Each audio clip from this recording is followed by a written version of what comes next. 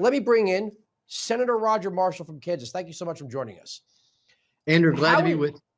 How is this president not, in a sense, a threat to democracy? That's what they say about Donald Trump. We can't seem to control our border.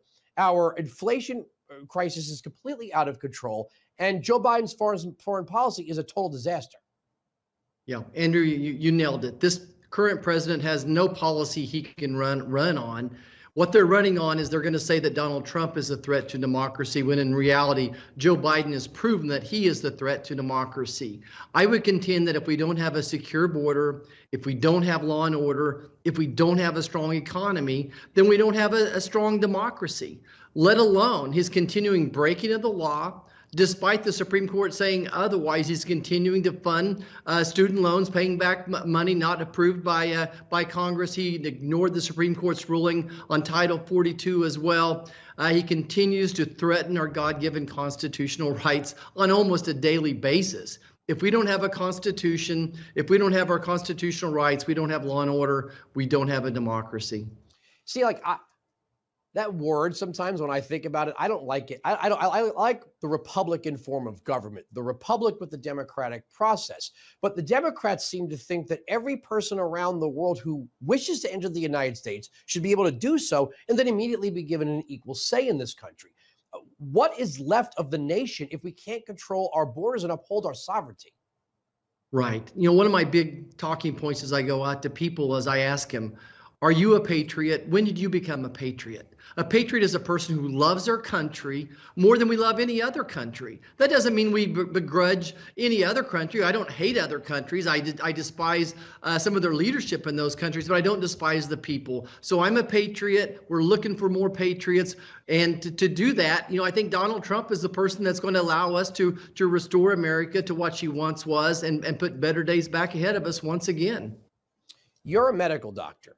We talk about threats to democracy. Did we vote to give government, whether at the federal level or the state level, the power to lock down economies, force vaccine mandates, tell people they had to stay home or wear a mask or socially distance? When did we, the people, vote to decide this would be a government power? Right, and that's continued this theme of threat to democracy. I've taken care of tens of thousands of medical patients as an obstetrician with different viruses, some even worse than what COVID was.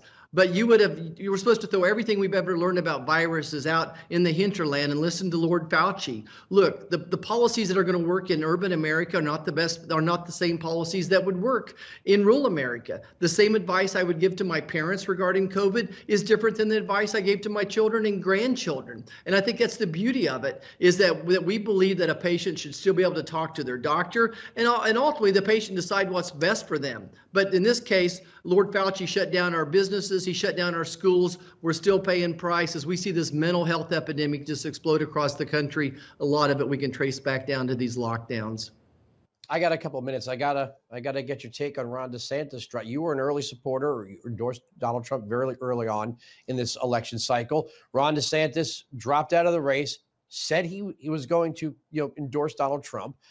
Nikki Haley is down 20 points in New Hampshire, 30 points in her home state of South Carolina, where Tim Scott, your colleague, is going to be campaigning with President Trump, and then it's going to be off to Super Tuesday. And then by the time we get to March 19th, Governor DeSantis will be campaigning with President Trump in Florida. I don't see a path to victory for Nikki Haley. Yeah, and there's not one. I think Iowa clearly showed us the large victory there in Iowa shows that America wants Donald Trump for 4 more years, that we believe he's going to secure the border. He's proven he can secure the border. He's proven that we can have a strong economy as well. He's proven he's going to protect our God-given constitutional rights.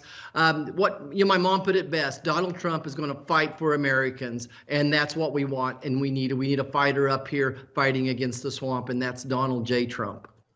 He said on an interview over at Fox News this morning that his first 2 priorities were going to be the border and energy prices. And I 100% agree. We've got to get the border under control. We got to get the gas prices down.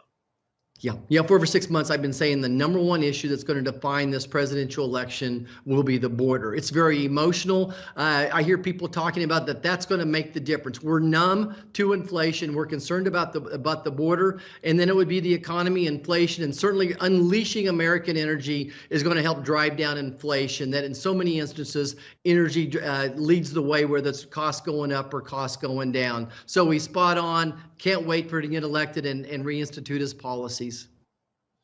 Thank you so much for joining us. Always a pleasure. We'll get you back soon. Thanks, Andrew.